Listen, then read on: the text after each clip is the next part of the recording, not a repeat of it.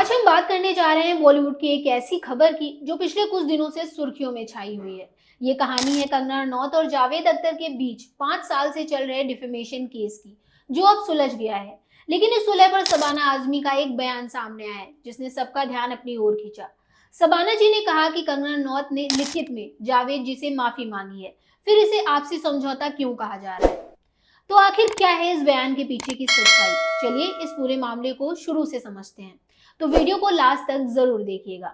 Hello, मैं स्वाति पांडे और आप देख रहे हैं आपकी खबर। ये कहानी शुरू होती है साल 2016 से, जब कंगना रनौत और ऋतिक रोशन के बीच का विवाद सुर्खियों में था।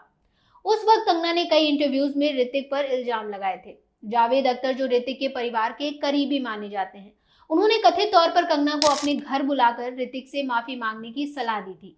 कंगना का दावा था कि जावेद साहब ने उन्हें धमकाया और कहा कि अगर वो माफी नहीं मांगेंगी तो उनका करियर तबाह हो जाएगा। हालांकि उस वक्त कंगना ने इस बात को ज्यादा तूल नहीं दिया था। लेकिन असली मोड़ आया साल 2020 में, जब सुशांत सिंह राजपूत की मौत के बाद कंगना ने एक टीवी इंटरव्यू में बॉलीवुड के कई बड़े नामों पर निशाना साधा। इसमें जावेद अख्तर का नाम भी शामिल था। कंगना ने कहा कि जावेद साहब ने उन्हें धमकी दी थी और बॉलीवुड में गुटबाजी को बढ़ावा दिया। बस यही से जावेद अख्तर ने कंगना के खिलाफ डिफेमेशन का केस दायर कर दिया। उनका कहना था कि कंगना के बयानों से उनकी छवि को नुकसान पहुंचा है। इसके बाद शुरू हुई एक लंबी कानूनी लड़ाई। जावेद अख्तर लगभग हर सुनवाई में कोर्ट में हाजिर हुए, जबकि कंगना कई बार कोर्ट से गायब रही। कोर्ट ने कंगना को कई बार फटकार भी लगाई और एक बार तो उनके खिलाफ गिरफ्तारी का वारंट जारी करने की चेतावनी भी दी गई। दूसरी तरफ कंगना ने भी जावेद साहब के खिलाफ काउंटर केस दायर किया था, जिसमें उन्होंने दावा किया कि जावेद ने उन पर माफी मांगने का दबाव डाला और उनकी छवि खराब करने की कोशिश की है। लेकिन 5 साल बाद फरवरी 2025 में ये मामला सुलझ गया। कंगना ने मुंबई के बांद्रा कोर्ट में लिखित में जावेद अख्तर से माफी मांगी। उन्होंने कहा कि मेरे बयानों की वजह से जावेद जी को जो असुविधा हुई उसके लिए मैं माफी मांगती हूँ। मैं अपने सारे बयान वापस लेती हूँ और भविष्य में ऐसा कुछ नहीं कहूंगी। इसके बाद दोनों ने अपने अपने केस वापस लेने पर सहमति जताई।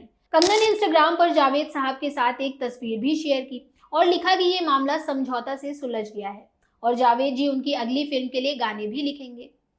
अब बात करते हैं शबाना आजमी के बयान की, जो इस सुलह के बाद सामने आया। शबाना जी ने बॉलीवुड हंगामा से बातचीत में कहा कि जावेद और मैंने इस केस में कोई पैसा या मुआवजा नहीं मांगा था। हमें बस कंगना से लिखित माफी चाहिए थी, जो हमें मिल गई। ये जावेद और उनके वकील जय भारद्वाज की जीत है। लेकिन मुझे हैरानी है कि इसे आपसी समझौता क्यों कहा जा रहा है। कंगना ने जो लिखित माफी मांगी थी वो साफ तौर पर हमारी शर्त थी, फिर इसे म्यूचुअल सेटलमेंट क्यों बताया जा रहा है? शबाना जी का इशारा साफ था कि ये कोई बराबरी का समझौता नहीं था, बल्कि कंगना को माफी मांगनी पड़ी। उनका कहना था कि जावेद ने अपनी शर्तें मनवाई और कंगना के पास माफी मांगने के अलावा कोई रास्ता नहीं बचा था। लेकिन कंगना ने इसे एक पॉजिटिव नोट पर पेश किया, जैसे कि दोनों पक्षों की सहमति से हुआ हो। तो सवाल ये है कि आखिर कंगना ने माफी क्यों मांगी? कुछ लोगों का मानना है कि कंगना अब अपनी छवि सुधारना चाहती हैं, खासकर तब जब वो राजनीति में कदम रख चुकी हैं। मंडी से सांसद बनने के बाद शायद वो पुराने विवादों को खत्म करना चाहती थी। दूसरी तरफ जावेद अख्तर ने भी इस सुलह को स्वीकार कर लिया, शायद इसलिए कि उन्हें अपनी बात मनवाने का संतोष मिल गया। लेकिन शबाना आजमी के बयान से एक बात साफ होती है कि वो इसे जावेद की नैतिक और कानूनी जीत मानती हैं। उनके लिए कोई दो तरफा समझौता नहीं, बल्कि कंगना की ओर से हार मानने जैसा है। वहीं कंगना ने इसे हल्के फुल्के अंदाज में पेश कर अपने फैंस को ये मैसेज देने की कोशिश की कि सब कुछ दोस्ताना तरीके से सुलझ गया। तो आपको क्या लगता है कि ये वाकई में आपसी समझौता था या जावेद अख्तर की जीत और कंगना की मजबूरी? शबाना आजमी का बयान सही है या कंगना का सकारात्मक रवैया इस सुलह को सही ठहराता है? अपनी राय कमेंट बॉक्स में जरूर बताइएगा। साथ ही क्या कंगना अब ऋतिक रोशन से भी माफी मांगेंगी, जैसा कि कुछ लोग कह रहे हैं? ये भी एक बड़ा सवाल है।